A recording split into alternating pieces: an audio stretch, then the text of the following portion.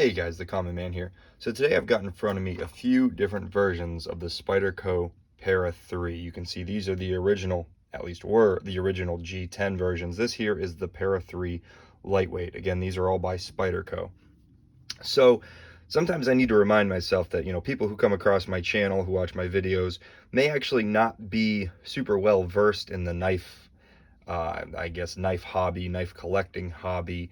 And so, sometimes I kind of just forget to really talk too much about these kind of knives. Because the thing is, if you are into the knife hobby or are familiar with knives, or today's pocket knives, these are knives that you know very well, you're very familiar with. You probably own one yourself. But if you're new to the hobby or you're just getting into the, slightly nicer knife collecting or knife using, I guess, world, this is a knife that, I really think you certainly need to take a look at. Again, I kind of take these for granted. I kind of just look at these as like, everyone knows about this knife, everyone's seen it, but I really do want to go over it in depth. And the reason I want to is because this is such an incredible knife model.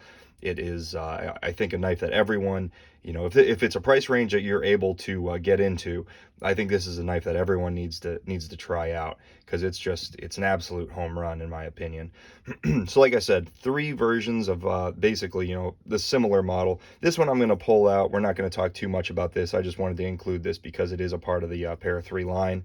This is the lightweight with the FRN, basically plastic handles. A little bit different construction, very similar feel, a lot lighter, but I'll do a whole separate video on this guy here. But for now, we're going to set it aside, and we're going to focus on these two here. So like I said, these were originally the G10 version, and the reason I say were is because I've swapped out the scales.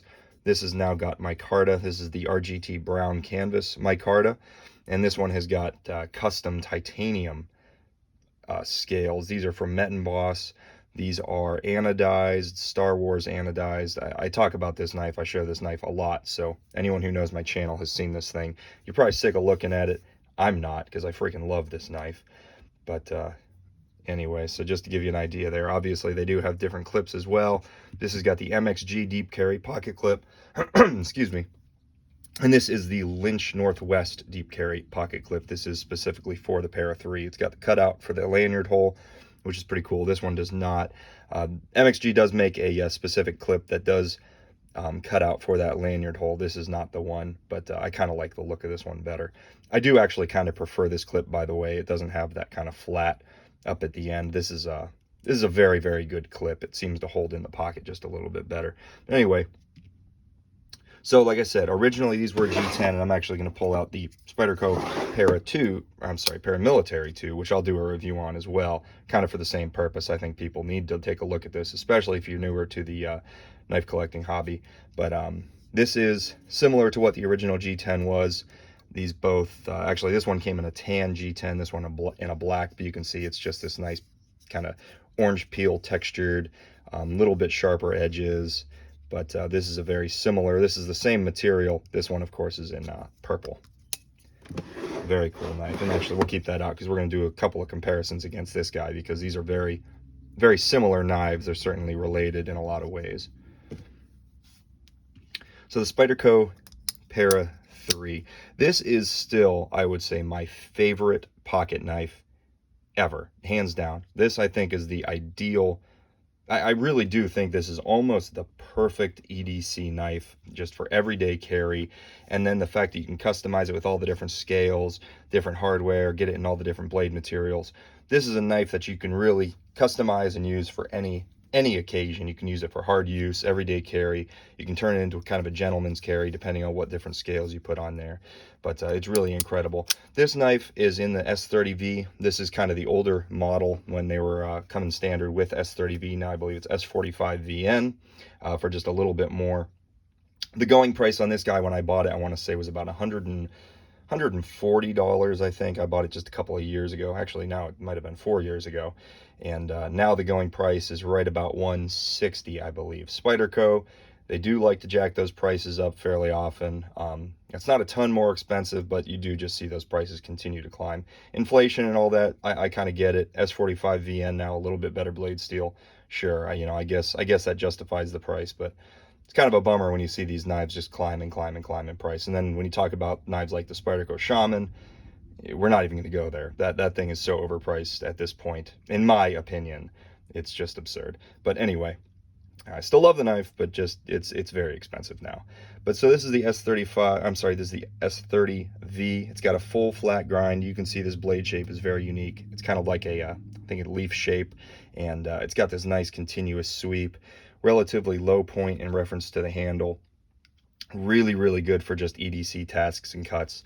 This thing is very thin behind the edge, and this honestly is one of my favorite slicing knives. This and my paramilitary 2 are my favorite slicing knives because they do come so thin. They've got this nice sharp point, not a ton of material behind the blade, so you can make nice precise cuts, and not, you know, if you need to turn the blade a little bit as you're cutting, whatever, it's going to just pass right through the material and not give you any issues. The tip is, you know, it's fairly, I don't know, fairly fine. You might be worried about chipping and things like that, but if you use the knife properly, the way a knife is supposed to be used, you really shouldn't have too much of an issue there. And it is plenty durable. I've used this knife a ton, and I just haven't had any issues with that tip, surprisingly, because I was nervous about that. But yeah, I mean, the blade finish on this guy, I absolutely love it. It's got kind of like a very, very subtle stone washing on it. And sorry, this thing's kind of dirty. All my knives are used, so they're not in perfect condition.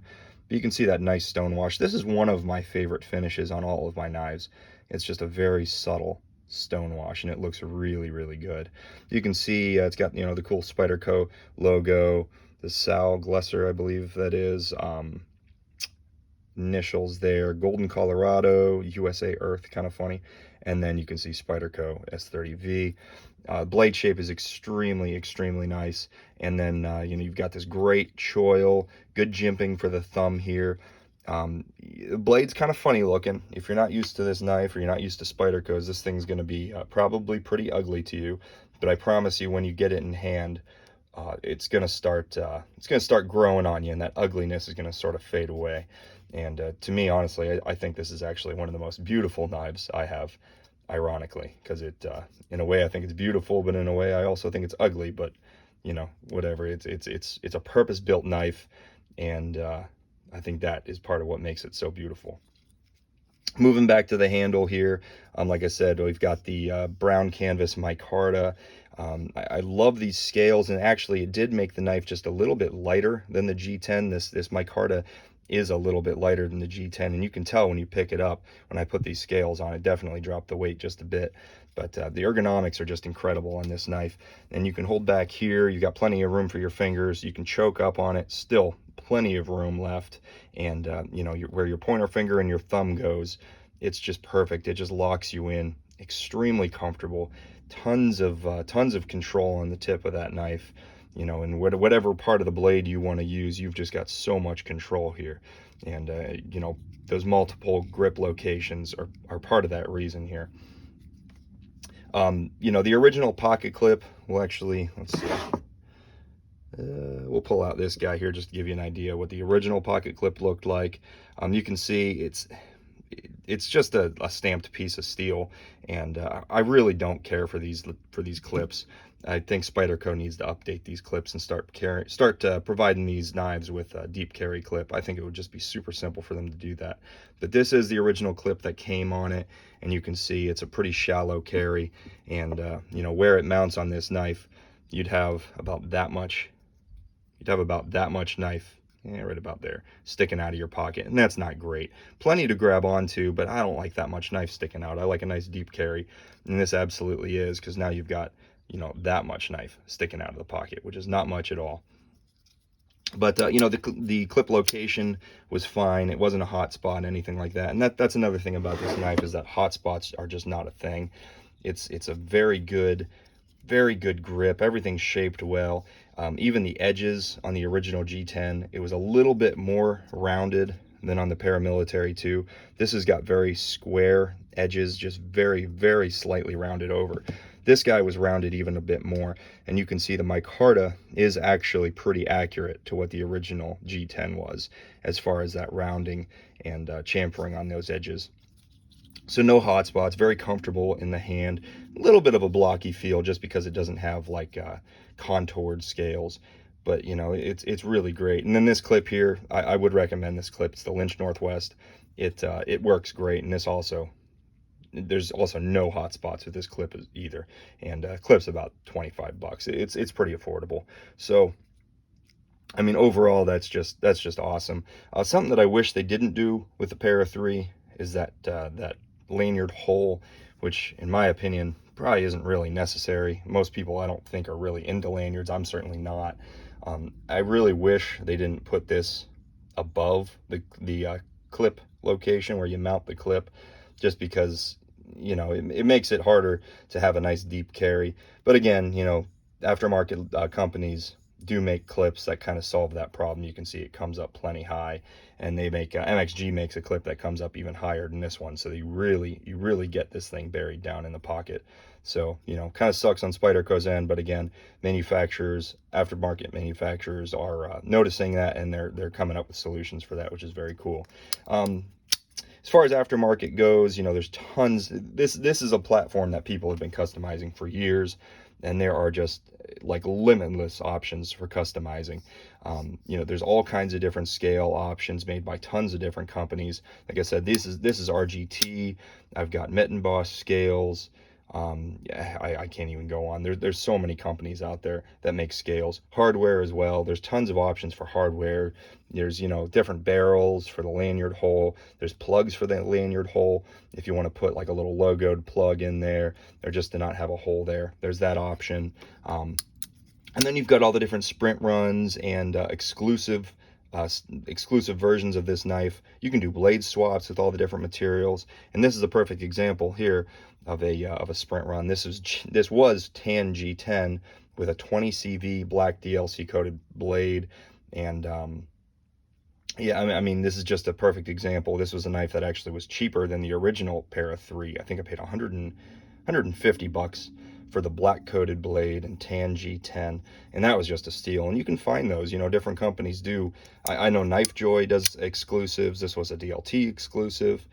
Blade HQ, I think, did exclusives. Don't quote me on that. But anyway, lots of options there. So if you wanted to find a knife, let's say you liked the satin finished hardware, but you wanted a 20 CV black coated blade. If I wanted to, I could just swap these blades out and make it exactly what I want.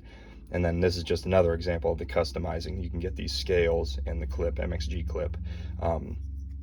Lots of options there. But I mean, overall, guys, again, if you haven't picked up one of these Spyderco Para 3s, I would highly recommend you do so. It's just an awesome knife. And then, you know, I didn't even talk about it, but that compression lock is beautiful. You can see a lot like a liner lock, but instead of a lock face on the back edge of the blade here, you can see it's actually got a notch cut out here, and then this bar kind of, we'll see if we can get the camera to pick up on it. I'm not sure what the best angle would be, but you can see that the bar kind of just slides right into that notch right here. So the ramp, you can see, is right there, and it just locks right in, and it makes an incredibly solid lockup, and a very nice, honestly, very fidgety lock. I mean, this is a great knife to play with, and you've got tons of deployment options. You could finger flick, thumb flick, you can swing it open with the compression lock, and yeah, lots of options there. So it is also a very fidgety knife. And by the way, when you put these titanium scales on this thing, the sound is just beautiful. You've got kind of a little bit of like a sing when you close it, and then just a vault-like lockup, which is very cool. I love that. The scales did make this knife a little bit heavier, but man, for the solidity of this knife now and that beautiful lockout sound, yeah, well worth it. But yeah, anyway, like I said, Para 3, take a look at this knife, guys. If you're able to spend that $150, $160 price tag, I would highly recommend you give this a shot and see what you think. I really think you're going to be impressed. And if you think it's ugly, still give it a chance, because those ergonomics, I think, are going to grow on you, and your opinion may very well change on that. But I guess, you know, before I leave, I almost forget to do this almost every single time, but we're going to go ahead and do a quick size comparison. This is the Paramilitary 2, which was kind of the original version of this knife. This knife was modeled after this guy, just kind of a shrunken down version. So you can see Spyderco Paramilitary 2, and then let's get another knife you guys may be familiar with, the Demco 80-20.5. So you can see it's a very similar size to the 80-20.5, and just a little bit smaller than the Paramilitary 2, which it was intended to be. And then maybe we could do one more, one that you guys may be familiar with. This is another knife that I highly recommend.